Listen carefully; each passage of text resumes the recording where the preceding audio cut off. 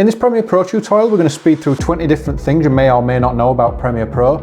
These quick tips can be quite diverse and can range from simple interface tools or keyboard shortcuts to actual editing techniques that will make your videos better.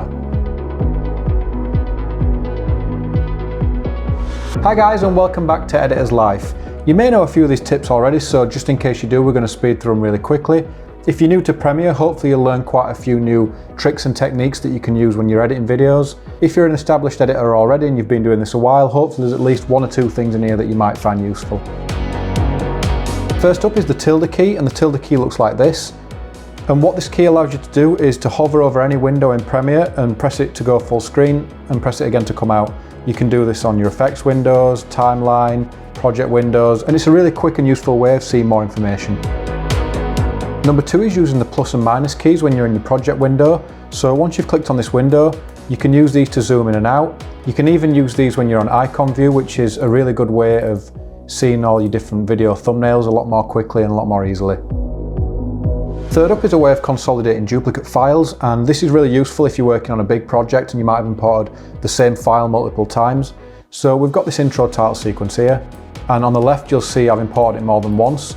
So to get rid of any duplicate files, all you have to do is go to Edit and then come down to Consolidate Duplicates, and that'll remove those extra versions that you're not using.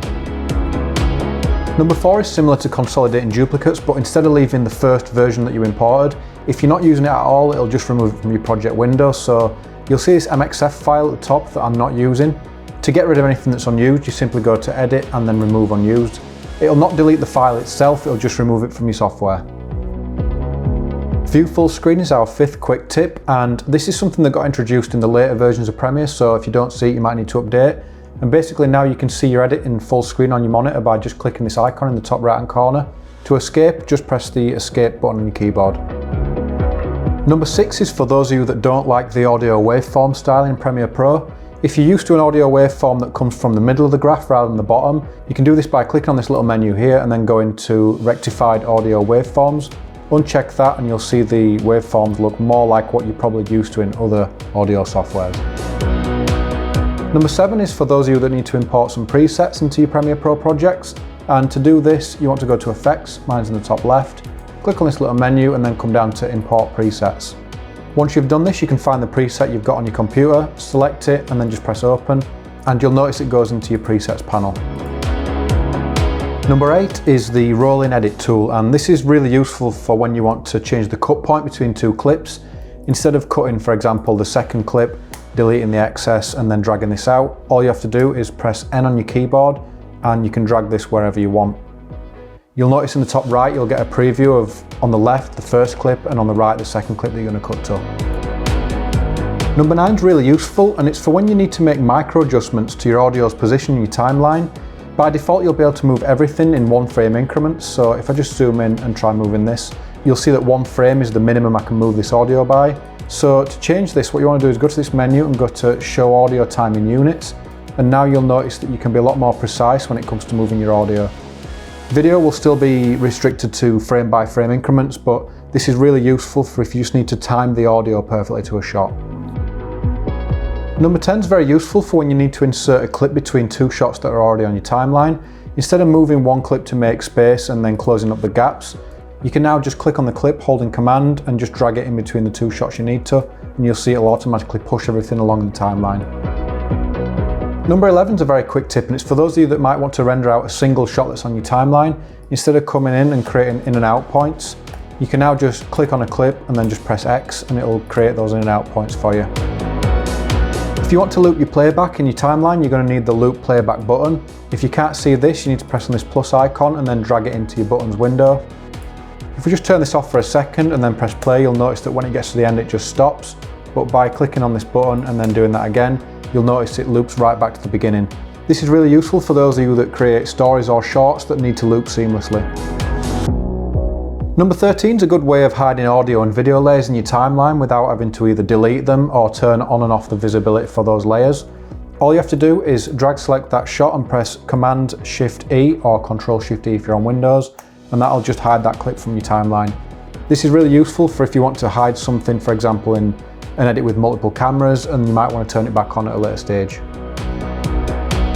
If you've ever added a bunch of effects or colour grades to your shots in your timeline, only to realise later on that you're not happy with them and you want to change the grade entirely, instead of going through and clicking on the shots and then deleting the lumetri colour one by one, you can just select all the clips, right click, go to remove attributes, and then make sure you leave what you want to delete selected. So uncheck anything you don't want to delete and then press OK, and it'll delete all the grades from every shot.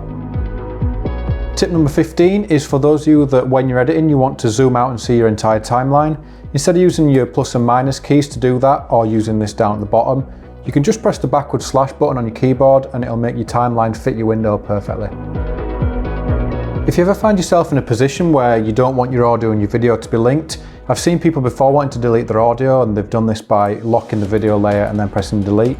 But there's two quicker ways of doing this. You can either right click and unlink the video from your audio so they're separate, or if they are still combined, you can just press Option or Alt on your keyboard and just select whichever one you want, and then you can hit delete. If you're wanting to close all the gaps in your edit, what you have to do is go up to Sequence and then come down to Close Gap, and this will close everything together. One thing that's worth noting is that it won't close anything that's not inside your in and out points. So for example, if I put that there, you'll notice this gap won't close. So you can use that however you need to.